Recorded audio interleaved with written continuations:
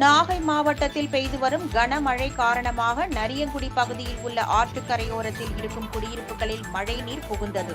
இதனால் அங்கிருந்த மக்கள் உடனடியாக வெளியேற்றப்பட்டு பாதுகாப்பான இடங்களில் தங்க வைக்கப்பட்டுள்ளனர்.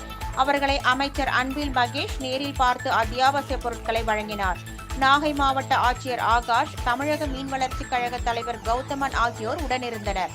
இந்நிலையில் நரியங்குடி ஒடம்போக்கி ஆற்றங்கரையோரம் 40 ஆண்டுகளாக வசித்து வருவதாகவும், அவர்களுக்கு பட்டா வழங்கி 3 ஆண்டுகள் ஆகியும் இதுவரை வீடு கட்டி கொடுக்காததால் குடிசை வீடுகள் மழை நீரில் மூழ்கிவிடும் அவலம் ஏற்பட்டு வருவதாக அங்குள்ள மக்கள் குற்றம் சாட்டியுள்ளனர். எனவே மாவட்ட நிர்வாகம் பாதிக்கப்பட்ட பொதுமக்களுக்கு கான்கிரீட் வீடு கட்டிக் கொடுக்க வேண்டும் என்று கோரிக்கை